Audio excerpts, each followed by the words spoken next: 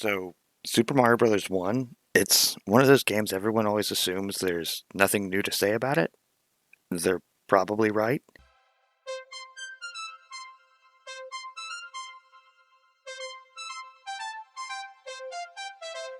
Anyway, Mario 1 is great. It's easy to sit down and talk about game design. There's plenty of solid examples on how a game can teach through gameplay. Mario does that often. Little things like tossing coins in places, where you will ace the jump if you aim for the coin. Then you have things like running over gaps. The game never points that out to you. It's a learned skill you picked up naturally, so you don't feel cheated when something like this pops up. Nintendo decided not to play it heavy-handed. Rather, they pepper these moments around where you're likely just to stumble across them. Even the last dungeon does this mandatory hidden block to progress, but you're gonna find it, given enough tries, when you're trying to kill these Koopas that keep flying at you. See, look, we get it. You had Nintendo Power, you know all the warp zones, and we are so proud of you. You're playing Mario wrong, you know? There are plenty ways to play Mario 1, no matter what way you choose.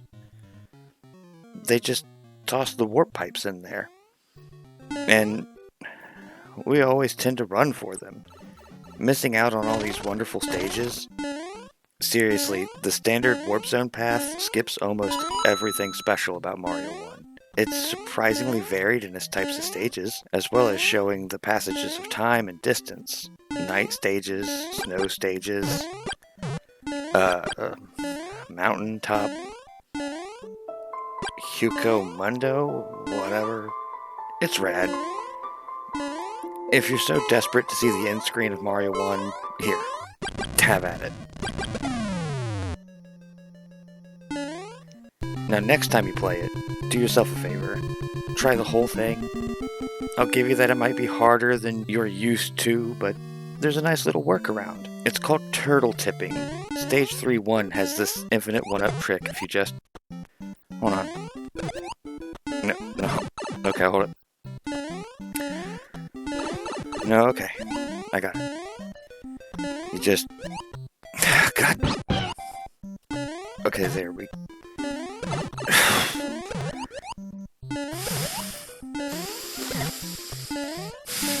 There. Just like that. That's how you can just knock that turtle back and forth. Most of the Mario side scrollers tend to sneak something like that in there, if you just look around. Now, when you aren't running straight to World 8, suddenly all those maze castles, water stages, and coin rooms aren't so annoying. Don't focus on Peach, she'll be fine. Instead, just enjoy finding random coins and secrets. Have fun pulling off crazy moves by accident that you will swear was intentional if someone sees you pull it off. I played Mario doing the warp runs several times just to get this footage. Then after about an hour of bouncing from version to version, I just sat down with the classic NES cartridge. Just to grab a few select stages initially, but instead I went the long way home. Took my time and just had a blast. Hell, I'd do it again. Normally the time sink needed to record the footage is what stops me from doing some of the video ideas I have. Not Mario 1 though, I'd play it all again. Full disclosure, I actually went back and played it again while editing this. Probably going to be heading back to it after this as well. Once you know you can beat it, if you just try, Good job! it becomes something to just do, like Tetris or Minecraft. Mario 1 is just infinitely replayable. I tend to do one life runs just to see how far I can get without totally beefing a jump, or I'll see if I can do it with the right button permanently pressed down to see how lucky I am or how fast my reflexes are. I can't honestly say I have a favorite stage. 6-3 looks the coolest, but man, just that stage. I guess for me, I just have a favorite version. The All-Stars Pack remake is probably my definitive version. I did have this edgy period where I thought the NES was the only way to play the game, but this NES has some neat features. Letting you select any world you've been to when you start, the little splash screen of enemies, some fantastic backgrounds. Well, yeah, that sucks. They ruined the hidden block there, which actually makes me legit upset.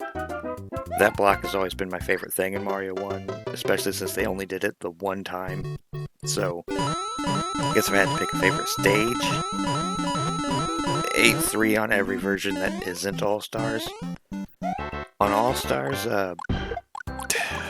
this one? Why not? Not to mention there's no flight power-up in this game. So the Fire Flower is actually useful. In Mario 3, not only does it look hideous, but it feels like a booby prize. Almost like when you support a channel's Patreon, they just give you a shout out, a little silly sprite next to your name. Much like our high-scoring Patreons here. Shameless plug aside, I feel Mario 1 is a game everybody loves, but nobody likes. Honestly, I'm not too sure how much nostalgia skews my own opinions of it. I do know it's worth tossing in your quick access shoebox. There's never a bad time for Mario 1, it's a breath of fresh air from the 80s. Yes, Atari games had their fair share of odd concepts, yet I still think Mario was pushing that further. Even from the start, you had such an odd grab bag of elements in arcade titles, sure. Just here is where it all starts to get surreal. A plumber using mushrooms to fight mushrooms, picking flowers to throw fireballs at turtles, with stars and beanstalk vines just to scratch the surface.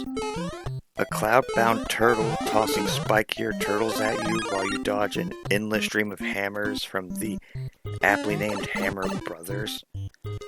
Now, I'm not saying any of this to poke fun at the title, rather to point out how modern games have all become trapped in a realistic mindset. From narrative to graphics and restrictions that go so far as to make your character hungry. A dull view on their game worlds that bases itself on reason and familiarity, offering reassurance and comfort from its practicality, shying away from the excitement and originality offered by something like Mario, leaning into a realistic attitude, one hostile to creativity and moral advancement, just slapping some mass appeal humor over top of a story full of mediocrity, hate, dull conceit. I'm not saying they don't have a place, or that they are bad or boring games. Rather, just look at Bowser and Mario's relationship. They fight, sure. I mean, guy straight up kidnapped your girlfriend after all. Just, when it's all said and done, they go off and play basketball or ride go-karts. No overarching hatred being poured out from title to title. Forgive and forget.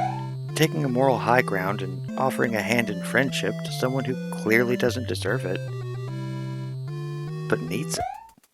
Now, other games have normalized the grab bag of mixed items for you to pick up.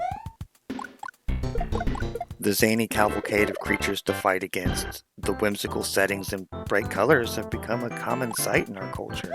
So much so that, just like a Dalí clock, the satire of normalcy becomes a fixed reference point in itself. So we have to teach ourselves to look past the relatable elements, and let yourself be a part of the moment. Just focus on the game for a bit and enjoy it as it is.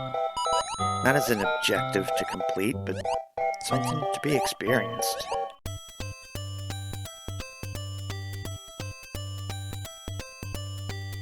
Wow, okay, I promise the channel isn't always like that. Just like, I really like Mario and whiskey, and I just sat through 6 hours of both. This should be the end slates, but I don't know how to do that yet, and I don't have anything to link to anyway, so... Okay, bye.